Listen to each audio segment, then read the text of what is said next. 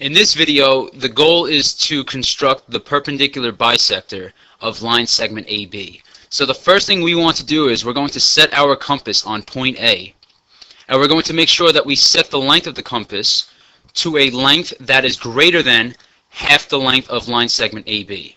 So we're going to extend this compass to about this length because we can ensure that this length is greater than half the length of line segment AB. So now what we want to do is we're going to swing an arc, and we'll swing the arc, we'll make it big enough so that it's roughly a semicircle.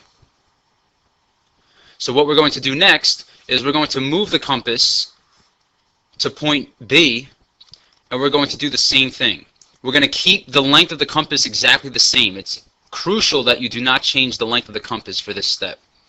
So what we're going to do now is we're going to swing another semicircle in such a way that the new semicircle intersects the original one twice. So we'll note here that these two arcs intersected in two locations. So we're going to label these points of intersection C and D. So we'll call the original, or the first point we'll call C.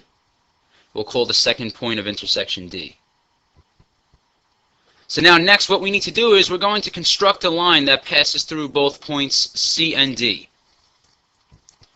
So starting here, and if you're doing this at home, you're going to use a straight edge.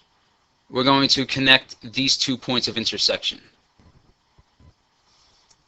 Make sure that it passes through a little bit more.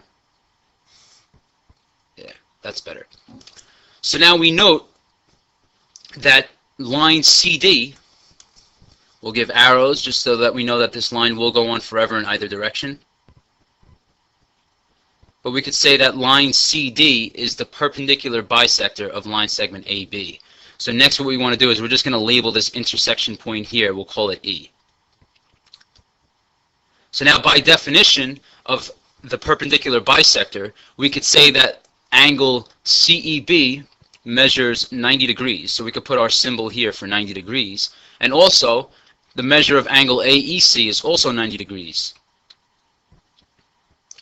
And then finally, the last thing we could say, since line CD is the perpendicular bisector of line segment AB, we could say that line segment AE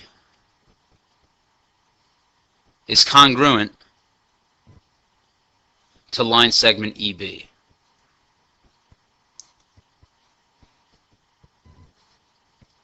Okay, well this is going to conclude this video on constructing a perpendicular bisector. Thank you all for watching, and I hope that this was helpful.